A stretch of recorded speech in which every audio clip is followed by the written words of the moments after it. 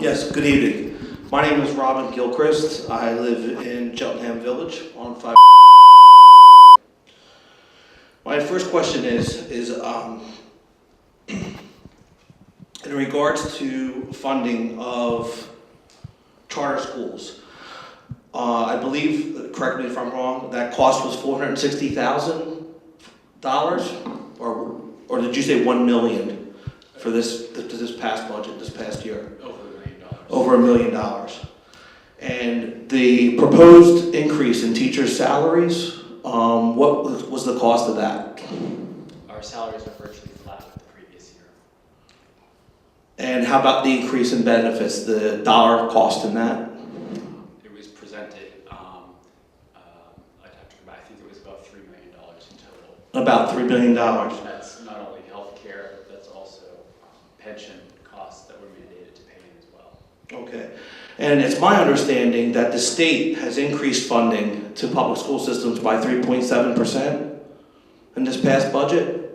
That's not correct. That's what we were speaking of as far as the additional grant funding that may be provided if a final budget is passed. But that funding can only be used for specific expenditures, not to support our overall instructional program.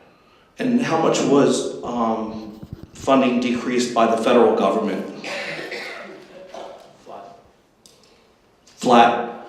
From 2008 till now, we're still getting the same amount of federal government funding as we are? I mentioned we were subject of sequestration, but overall the federal funding was always less than 1% of our budget. Okay. In the last year's budget, from what I understand, my research was about $98 million.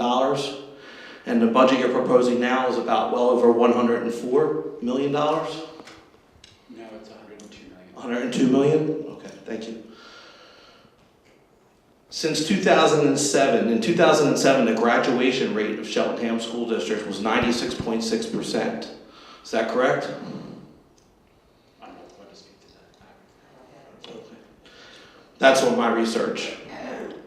Last year, the graduation rate was 89.9%. Is that correct?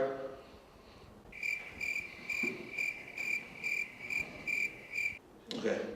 As a citizen and a taxpayer, I don't see where it benefits us to negotiate and have school boards that negotiate pay and benefit increases when the performance of our students has dropped 4.05% over the past since 2007.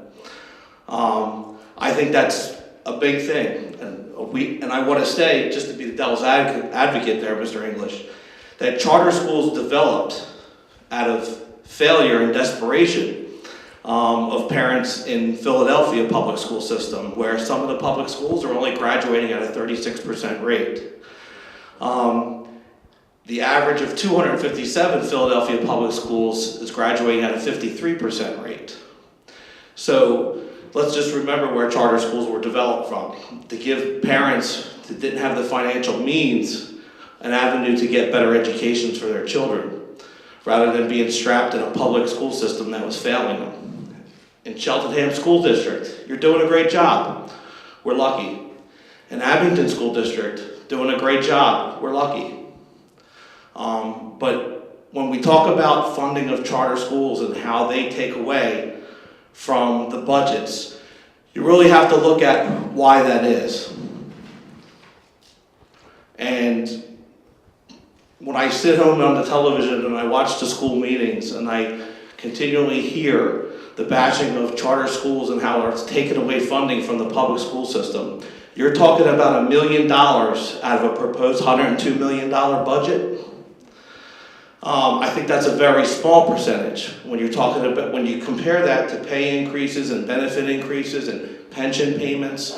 The majority of dollars in our public school systems go towards salaries, benefits, and pensions. Let's all be honest about that. I think we need to. We need to figure out a way to get more dollars into our classrooms and into our students. That's what breeds success.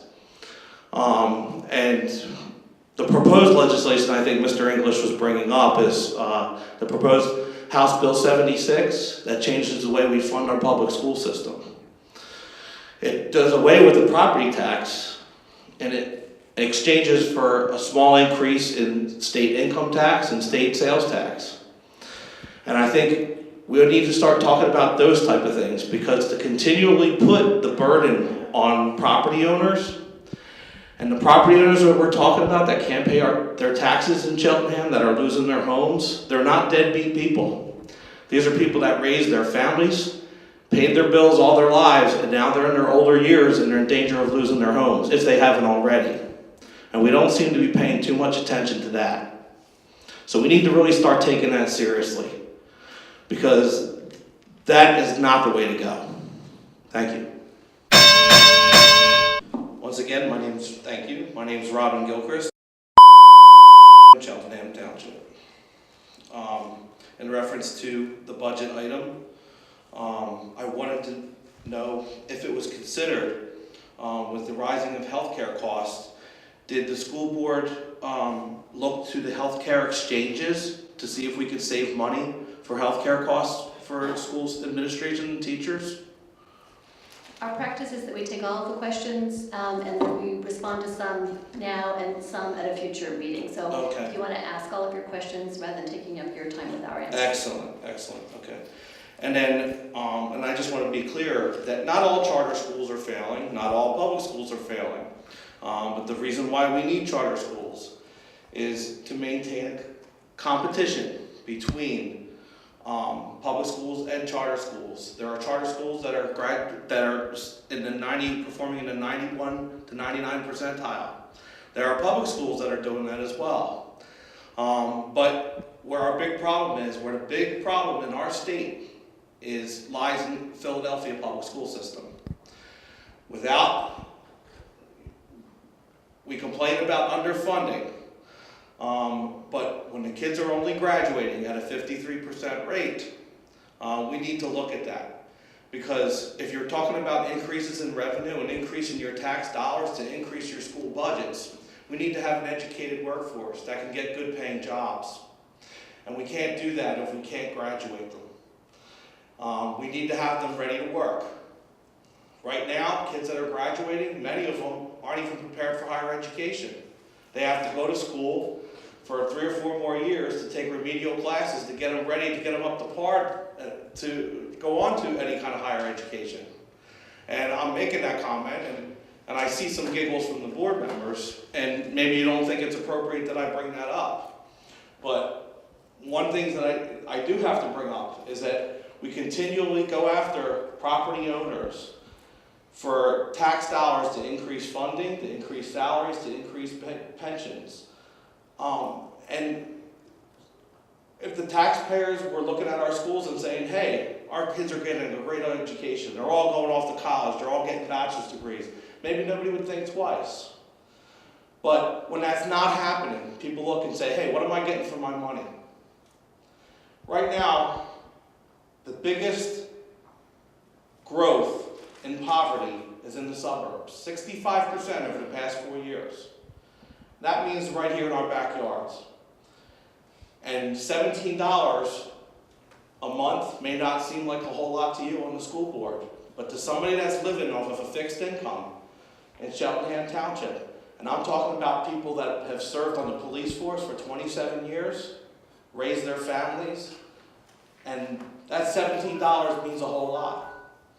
Right now we're fighting over minimum wage, increasing the amount of minimum wage as it's going to fix a problem. But Mr. Gilchrist, your time. $17, thank you. Thank you. Very much.